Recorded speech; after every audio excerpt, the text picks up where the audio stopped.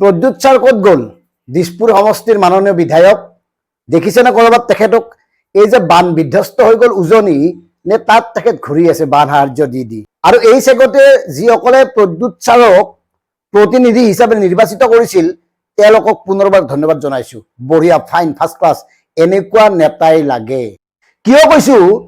ৰাজ্যৰ ৰাজধানী দিছপুৰৰ সন্মানীয় সমষ্টিটোৰ পৰা প্ৰতিনিধি হোৱা এইগৰাকী নেতা বৰ্তমান ক'ত ব্যস্ত? উজনিৰ বান বিধ্বস্ত অঞ্চললৈ যোৱা কোনো ধৰণৰ বাতৰি পোৱা নাই বা তেওঁৰ ফেচবুক পেজতো কোনো ধৰণৰ ভিডিঅ' দেখা নাই। নিৰ্বাচনৰ পূৰ্বে সুদীৰ্ঘদিন ধৰি পিন্ধি থকা কংগ্ৰেছৰ পোচাকযোৰ খুলি থৈ গেৰুৱা হোৱা প্ৰদ্যুৎ বৰদলৈক আমি দুটামান কথা সুধিব খুজিছো। আপুনি কৃত্ৰিম ভাৱমূৰ্তি এটা লৈ নিজকে সাংঘাতিক সৎ কিমান দিন দেখুৱাই থাকিব? কিয় এতিয়ালৈকে আপুনি উজনিলৈ এবাৰ যোৱা নাই? ক'ত এনেকৈ আপুনি ব্যস্ত আছে? প্ৰিয় ৰাইজ, কথাখিনি এইকাৰণে ক'লো, দিছপুৰ সমষ্টিত এইগৰাকী প্ৰদ্যুৎ বৰদলৈৰ লগত নিৰ্বাচনত অৱতীৰ্ণ হৈ পৰাজয় বৰণ কৰিছিল কংগ্ৰেছ নেত্ৰী মীৰা বৰঠাকুৰ। অথচ মীৰা বৰঠাকুৰৰ এই ধৰফৰণি কিয়? বান বিধ্বস্ত উজনিৰ প্ৰান্তে প্ৰান্তে ঘূৰি ফুৰা মীৰা বৰঠাকুৰে শেহতীয়াভাৱে এগৰাকী কিশোৰক এটা হাৰমনিয়াম দিছে। এই কাৰণে দিছে, বানত হাৰমনিয়ামটো উটি গ'ল।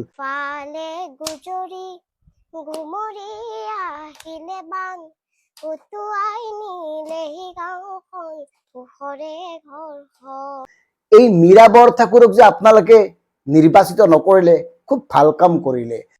কাৰণ মীৰা বৰঠাকুৰক নিৰ্বাচিত কৰা হলে এখেত এনেকে মানুহৰ ঘৰে ঘৰে ঘূৰি ফুৰিলেহেঁতেন। এখেতক আপোনালোকে প্ৰতিনিধি বুলি ভাবিবই নোৱাৰিলেহেঁতেন। কাৰণ বিপদত পৰা মানুহৰ কাষলৈ গৈ টপলা দিলেহেঁতেন, গাত ধৰি কথা পাতিলেহেঁতেন, বোকা পানী গচকি ইমূৰ সিমূৰ ঘূৰি ফুৰিলেহেঁতেন। সন্মানীয় দিছপুৰ সমষ্টিৰ বিধায়ক এগৰাকী যদি এনেকুৱা হয়, ভোটাৰৰ সন্মান ক'ত থাকিব? নহয়নে? ঠিকেই আছে, প্ৰদ্যুৎ বৰদলৈ বঢ়িয়া, চাফ চিকুণ দেখাই শুনাই, বৰ ধুনীয়া এটা ষ্টাইলত থাকে, কম কথা কয়, গহীন গম্ভীৰ দেখুৱাই, বঢ়িয়া, এনেকুৱাই লাগে। এনেকুৱা প্ৰতিনিধিৰ কথা কৈয়েই ভাল লাগে।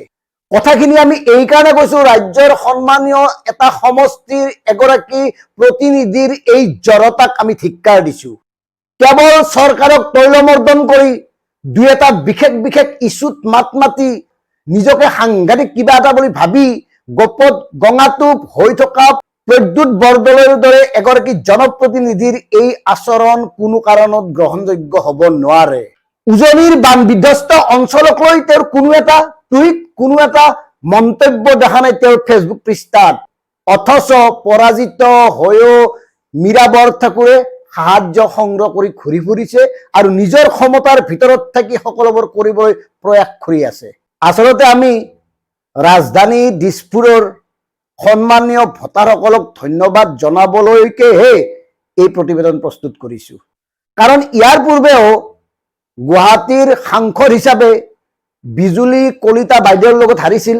তাৰপিছত বিজুলী কলিতা বাইদেউ নিৰুদ্দেশ হৈ আছিল আৰু যিখিনি সময়ত গুৱাহাটীত কৃত্ৰিম বানপানী হৈছিল, বান বিধ্বস্ত অঞ্চল ঘূৰি ফুৰিছিল মীৰা বৰঠাকুৰে।